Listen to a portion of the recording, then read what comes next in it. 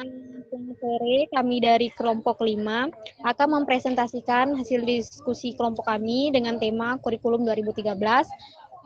Saya Cindy Oktaviana Marlit sebagai moderator dengan NIM F 105120138 dan teman-teman saya. Yang pertama Mufli Yogo Walangga, yang kedua Cornelia Tiara Arolov, dan yang ketiga Siti Rahma Yunita.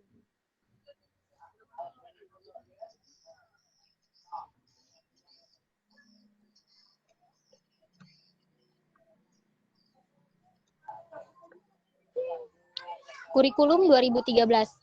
Kurikulum 2013 merupakan perangkat mata pelajaran dan program pendidikan berbasis sains yang diberikan oleh suatu lembaga penyelenggara pendidikan dengan tujuan untuk mempersiapkan lahirnya generasi emas bangsa Indonesia.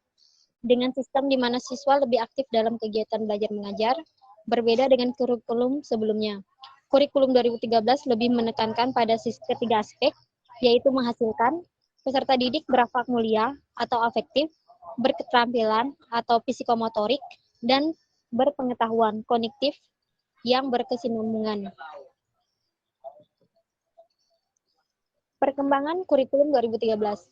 Faktor-faktor yang menjadi alasan perkembangan kurikulum 2013 adalah pertama, tantangan masa depan yang meliputi arus globalisasi, masalah lingkungan hidup, kemajuan teknologi informasi, dan lain-lain. Kedua, kompetensi masa depan yang meliputi kemampuan berkomunikasi, kemampuan berpikir jernih dan kritis. Yang ketiga, fenomena sosial yang mengemukakan seperti perkelahian, pelajar, narkoba, korupsi, dan gejolak sosial.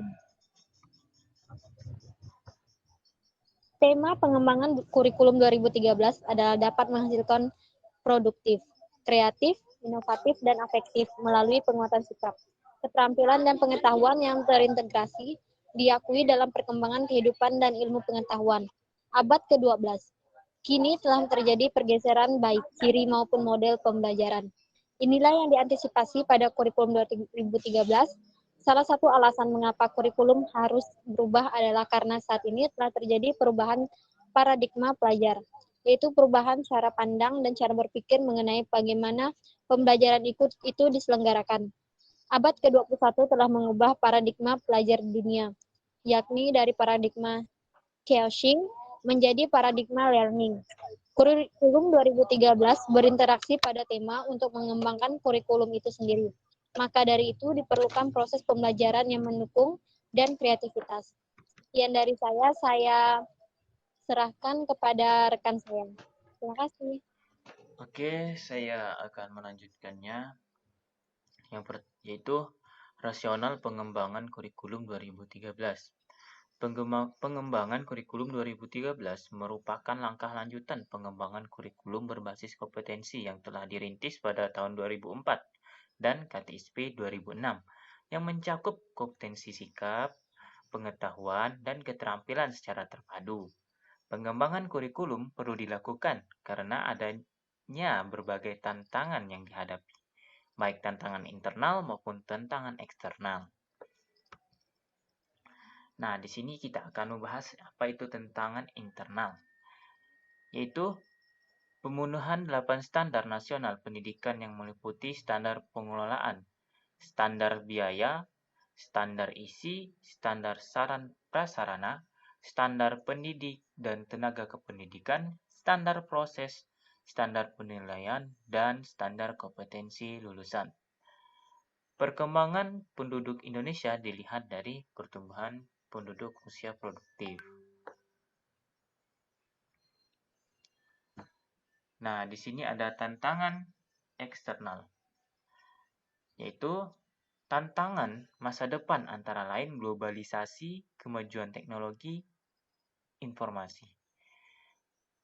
Kompetensi asas dapat antara lain kemampuan berkomunikasi, kemampuan berpikir jernih dan kritis, kemampuan menjadi warga negara yang bertanggung jawab, kemampuan untuk coba mengerti dan toleran terhadap pandangan yang berbeda, dan memiliki kesiapan untuk belajar.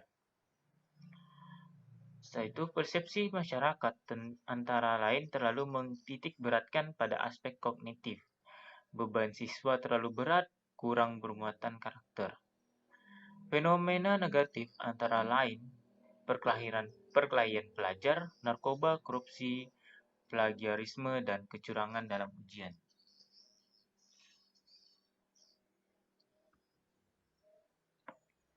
Nah, di sini saya akan memberikan ataupun melemparkan materinya kepada teman saya, yaitu Tiara. Silahkan kepada Tiara untuk melanjutkan materinya. Baik, saya lanjutkan ke karakteristik kurikulum 2013. Jadi ada 8 karakteristik kurikulum 2013. Yang pertama itu isi atau konten kurikulum, yaitu kompetensi dinyatakan dalam bentuk kompetensi inti atau KI, satuan pendidikan dan kelas, dirinci lebih lanjut dalam kompetensi dasar atau KD mata pelajaran. Yang kedua ada kompetensi inti atau KI, merupakan gambaran secara kategorial mengenai kompetensi dalam aspek sikap, pengetahuan, dan keterampilan atau kognitif dan psikomotor yang harus dipelajari peserta didik untuk suatu jenjang sekolah, kelas, dan mata pelajaran.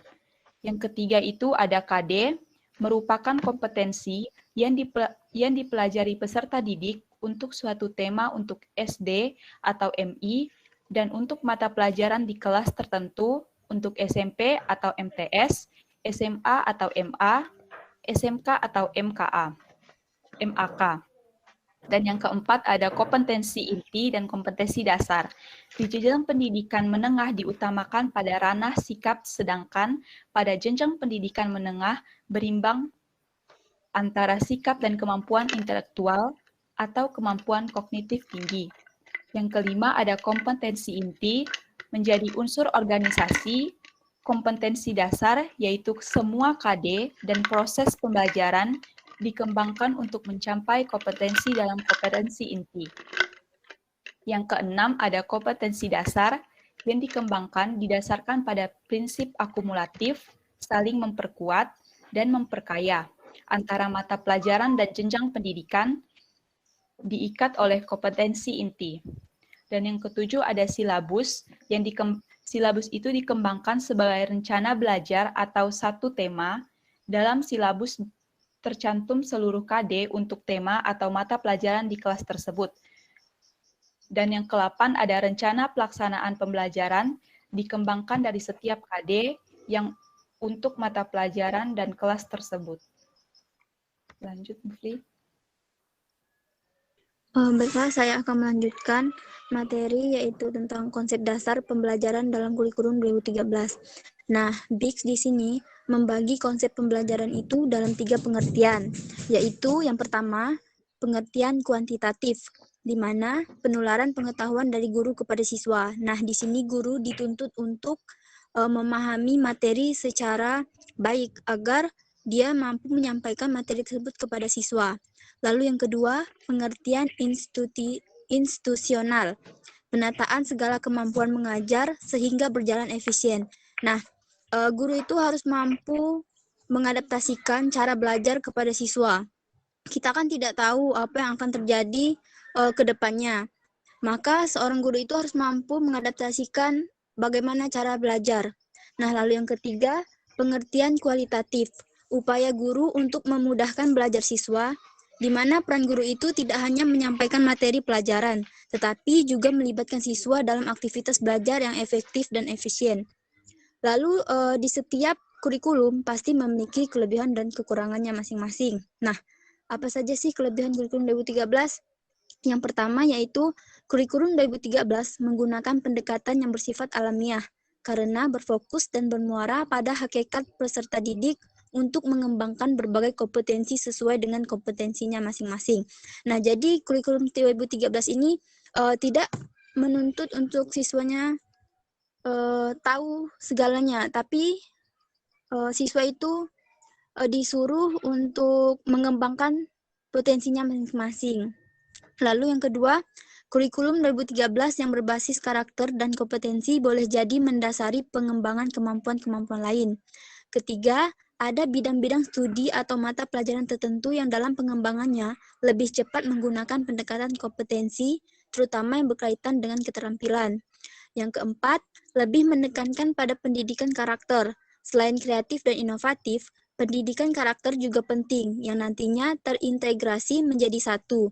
Misalnya, pendidikan budi pekerti luhur dan karakter harus diintegrasikan ke semua program studi. Yang kelima, asumsi dari kurikulum 2013 adalah tidak ada perbedaan antara anak desa atau anak kota. Seringkali, anak di desa cenderung tidak diberi kesempatan untuk memaksimalkan kompetensi mereka. Nah, yang keenam atau yang terakhir, kesiapan terletak pada guru. Guru juga harus terus dipacu kemampuannya melalui pelatihan-pelatihan dan pendidikan calon guru untuk meningkatkan kecakapan profesionalisme secara terus-menerus. Kita lanjut ke kelemahan kurikulum 2013. Yang pertama, pemerintah seolah melihat semua guru dan siswa memiliki kapasitas yang sama dalam kurikulum 2013. Guru juga tidak pernah dilibatkan langsung dalam proses pengembangan kurikulum 2013. Lalu yang kedua, tidak ada keseimbangan antara orientasi proses pembelajaran dan hasil dalam kurikulum 2013. Keseimbangan sulit dicapai karena kebijakan ujian nasional atau UN masih diberlakukan. Sekian materi dari kami. Selanjutnya saya kembalikan kepada moderator.